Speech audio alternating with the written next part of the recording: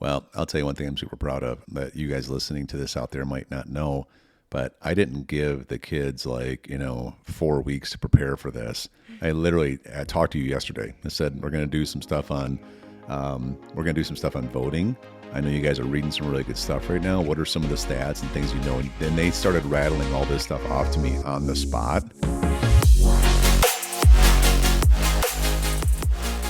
Hello, everyone. We are Greg and Jacquie Francis, and welcome to High Performance Parenting, where our passionate goal is to encourage you to raise champion children in a crazy world. Every week, we will bring you multiple episodes from our extensive experience of raising our six happy, healthy, successful, godly kids who are confidently equipped to win big in life. We deeply believe that any parent who is provided with the right knowledge and continual support can raise amazing kids. And when they do, all of our futures get better. If raising up future generations of absolute champions matters to you as much as it does to us, here's how you can contribute. Like and share this podcast with everyone you know. And together, let's embrace this journey of raising champion kids in a crazy world. Okay, guys, welcome back. We just had a pretty fire episode last time. Hopefully the whole world heard it. And we're excited about speaking truth. But today we're going to go into another topic, which is going to be my kids are going to actually share what they've been learning about when people question whether the founders who created the Constitution of this republic we live in called the United States, when they created it, were they Christians? Is it really based on Christian values? Is that actually true, or is that just something somebody makes up today because they're just radical Christian people? Before we do that, though, I got a couple jokes here. Hunter, you ready to tell a joke real quick? Okay, go ahead. How did the barber win the race? How did the barber win the race? How did he win it? He took the shortcut. He took the shortcut. That's a good one. Oh, that's so good. Oh, man. Okay, who's got another one? Okay. What do you call a sad strawberry? What? A blueberry. I got one. Okay, Crissy. What do you call a dinosaur that is sleeping? What? A dino snore. I got one. How do leaves get from place to place? How? Automobiles. How do trees get on internet? How? They log in. How do you fix a broken pumpkin? How? With a pumpkin patch. Oh my gosh, these are great. Nice job, you guys. Okay, so Crissy, why don't you help guide this? And Druce, I know you have some stuff you want to share too. I don't really have a plan for how this is going to go. Let's just kind of wing it. But tell me some of the key things that you guys have been learning really support historically that our country is founded on biblical principles by Christian people. Well, I know for a fact that our country is absolutely founded on biblical principles. And even if we go way back to when Christopher Columbus found America, some lies have been told about him that he just had a lust for power and he was greedy and he wanted to find gold in the New World. All right?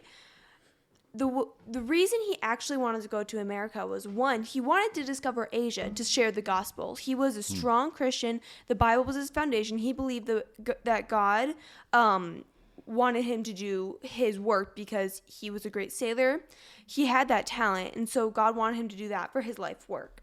When Columbus did find America, the only reason he wanted gold was to purchase the taking back of Jerusalem from the Muslims. He believed that Jerusalem should be in the hands of Christians when Jesus comes back. So he wanted to purchase back the Holy Land from the Muslims. So first of all, that is important in itself.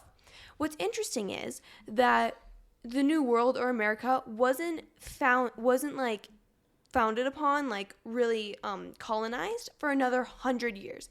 That's crazy. Normally, a new world that is found is colonized right away.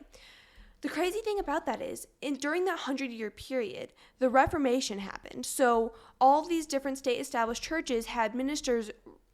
Ministers rose up and pointed out the faults, and they moved back to biblical-based principles. So after the Reformation, these people who realized we are being abused for believing what we want to believe, not just believing what the king or the monarch says that they want us to believe. So we're going to go to this new world to establish our own beliefs in our own ways. So the main reason people wanted to go to the new world was to have religious freedom. So a lot of people that came to the new world were strong believers in God and strong Christians. You have a fact, Druce? And also building on that, in the beginning, the colonists were way against witchcraft. They found 158 people who were doing witchcraft, and they hung 19 of them and punished the other 139 of them, which is pretty crazy. Yeah. And So they weren't putting up with it. That's yeah, the point. they weren't putting up with it. It's good. Yeah, and like It's a little different in today's world, isn't it? Yeah. Today's world, it's like, oh, you want to be identified as a witch? Oh, well, we should accept you. Yeah. That's not how it went in the past. No, not cool. The first founding fathers all openly wrote about Christianity. They all were open about it, and they all went to church and were members of churches. That's really good. By the way, nice work. You know, Druce is 12. Crissy, you're 14. And I think people forget sometimes how young you guys are when you communicate. And as you know, when we teach you guys how to communicate, and then we give you a lot of chances to communicate, because you got to have some reps, right? Yeah. The way you learn how to communicate is by learning from good communicators and then actually communicating, making some mistakes, being willing to take some constructive criticism. Do you guys know what that means? Yeah. That basically means where you're not just being criticized because someone's just putting you down. It's constructive, meaning that either you're being critiqued because we want you to improve, to become the best you can be, right? That's the kind of criticism you always want to invite. You want to welcome. For sure. You want to get done and say, what could I have done better? And I told Druce before we started, I'm like, hey, what did I tell you? What did I tell you that we have to be careful of? We can't keep saying and like in like every other word. We can't do that. Yeah. Or using lazy words like, that thingy over there. Or stuff. Right. And so it's a matter of just having to take the time to actually think through what you're going to say, sometimes while you're saying it. Right. Right. And it's a skill set you develop. I want you guys to be amazing communicators. You know why? Because everything that matters requires great communication. Yeah. Raising or being married requires it. Right? I should say being successfully married requires it. Yeah, I know for a lot of people weren't successfully married, right? Being able to raise champion children requires it, et cetera. So, okay, go ahead, Chris. One thing that I thought was really interesting was that education in America, like schools being founded, things like that, it all started with the motivation that people wanted everybody to read the Bible for themselves and also the law. Wow. Why the Bible and the law? Because they knew when people got into political positions, they didn't want anybody to have an excuse to act abominably or against the law. They want everyone to be able to be educated, to be able to read the Bible and the law. Wow, that's amazing. Yeah. I'll tell you, do you know what, in some of these countries that are like fully government controlled, do you know what they do a lot of times, in particular in like third world countries? You know what they do? They outlaw education. Oh, wow. Yep. They don't let people go past, in some countries, don't go past a third grade education ever. That's crazy. They don't allow it. Like it's like illegal to do it. You know why? Wow. Why do you think they do that? So that they can't get educated about what they're doing themselves to not give the people control. Well, when you're not educated, then you need somebody else, don't you? Yeah. That is. When you can't take care of you, then somebody else has to be able to take care of you, i.e. government. Right. So when somebody has to take care of you because you can't take care of yourself, then they can control you. Yeah, exactly. Right? That's what happens. That's what's so interesting about how special the origination of our country was. They were teaching things that make people independent, not dependent. This is one of the reasons why America has been such a prosperous nation for, as many years as it's been around. And now, as people are trying to steal that away from us, when you start censoring information, when you start saying you can't, it's not politically correct to actually read the Bible in a public school. See, that's inhibiting education that actually promotes, your liberation, promotes your independence, promotes your prosperity. And so therefore, guess what the agenda is? The more something's being censored or controlled, the more someone is trying to control you. Right. I mean, in the first schools, all 5 of their texts that they used to study were all biblical based. I mean, one was the New Testament. I mean, another one was the Bible. They had the Psalter and the Primer and the Horn Book. I mean, all of these were based off of biblical standards, so that everybody knew the Bible well. That's really good. And it's like in today's world, you know, like when you go to a foreign country and you need a translator to help translate what you're saying. So if you're trying to communicate to somebody or something like that, just imagine like the government is almost like the translator. You're trying to say something, but the government is going to translate it. But it could be completely false. But you don't know because you don't speak that other language. So they can totally like remold what you totally said and be offensive, or totally like change people's thoughts than what you were trying to communicate. And building off of what Crissy said, every single school, even the grade schools, they all had Bible as one class. Every single morning they got up at like 6 o'clock or something, and always to start off the day they always had the Bible and read the Bible for like that. Always counted as one of their subjects. That's so pretty good. crazy. We probably should start doing that as like an official subject in our house. Yeah, because you guys homeschool, and I know you guys read your Bible and you get into it on your own, but we should make it a class. Yeah, that'd that's be great. really, really smart Yeah. for us to do that. So Another thing I thought was really interesting was that 93%, or 229 out of the first 246 early colleges, were directly Bible-based. And even about 90%, even of the state universities, the ones that technically weren't part of that 93%, still held chapel services. So many of these early colleges were founded on Bible principles, and so many of the leading patriots of the day either graduated from or were presidents of or helped found these colleges, including Harvard, Yale, all these important colleges that have moved away from it now. They all started off super pure. And one person that I thought was really interesting, his name was Reverend Dr. John Witherspoon. He was a signer of the Declaration and a minister. He obviously proving that he was very educated and was circled around the Bible. He was also the president of the College of New Jersey. Nearly 1/5 of the signers of the Declaration, 1/6 of the delegates at the Constitutional Convention, and 1/5 of the members of the first federal Congress that framed the Bill of Rights were his graduates. wow. He made that big of an impact, being both educated and being a minister. Wow. Yeah. That's awesome. Druce? And also, in the first Continental Congress, on the second day, they were about to, kick off and argue about what was going to happen for like presidency and all that. But then they remembered they had to have time to pray and read the scriptures. So that whole entire second day, they prayed for 10 minutes, and then they literally just read the scripture the whole entire day. And so that's what they were based on. They were based on the Bible, and they did that the whole day instead of doing more presidency stuff and all of that. They took a whole day for the Bible. Wow. So the first Continental Congress, they valued it so high, they spent probably 8 to 12 hours reading scriptures and praying.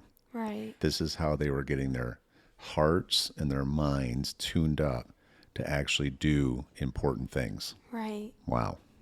The Bible was such a big part of their time. During the founding era, lots of pamphlets and things were being published, but about 10% of all the pamphlets published during the founding era were sermons.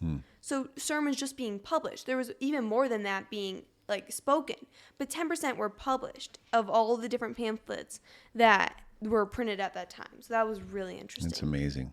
And the founding fathers, the 56 people the 56 signers of the Declaration had, 29 of the 56 signers of the Declaration had qualifications that would be considered the same as a Bible school degree today. So more than half of them had Bible school degrees. Wow. And that just proves how educated these people were in the Bible. Dang. That's amazing. It's awesome. I love that. Is that all of it? You guys got any more? Druce has one more. the first 13 states, you had to have a declaration of faith for you to even be in politics. You could not just like be in politics even if you were like you had to say you were in faith and go to church like every Sunday to be able to be in politics. Wow, that's awesome. That would change things today, wouldn't it? For sure. I mean, in the first colonies, you had to have a declaration of faith even to get into America in some of the colonies. Yeah. Dang. Well, I'll tell you one thing I'm super proud of that you guys listening to this out there might not know, but I didn't give the kids 4 weeks to prepare for this. I talked to you yesterday. I said we're going to do some stuff on voting. I know you guys are reading some really good stuff right now. What are some of the stats and things you know? And then they started rattling all this stuff off to me on the spot without really even doing any extra research. And then today they just kind of packaged it a little bit better. But super proud of you guys. I'm glad you're studying this stuff. Again, for those of you that are out there and you're wondering how we're getting this information, I would highly recommend going to wallbuilders.com. It's David Barton is the name, and he has so many amazing resources, everything from voting, biblical principles behind history, who people really were. It'll really open your eyes. You have to wake up and realize that there has been a lot of misinformation that has been happening for a very long time. And this gets us back to some of the roots and the foundation where we're at. It's like, I don't know if you realize how many nations have only lasted a few hundred years and then they crumbled and the new one had to start again. Okay. We're approaching a few hundred-year mark with the U.S. If we want to maintain to be the most strongest, most powerful, most successful, most prosperous nation out there, one of the keys is we cannot forget how we started. We cannot forget where we came from. We cannot forget what made this country great to begin with. We cannot allow people who have agendas to actually steal it from us. And one of the main ways we do that is by getting out there and voting and also educating others, but of course, educating ourselves. So you guys, whether you know it or not, this is how you create increase in your life. You add so much value to yourself that you have a lot of value to add to others, right? That's how you do it. And that's what you guys are doing right now. And I'm super proud of you. So this is great. Hopefully the people out there really enjoy this. And I'm excited to get out there and vote. Yeah. We're doing it soon. Pretty soon we're going to have all of us out there voting. And we're expecting to have an overwhelming turnout for people who care about voting for righteousness, voting for biblical values. We don't care about all this stuff that people try to get us to care about, right? Personality, etc. Well, what about this thing in their past? I don't care.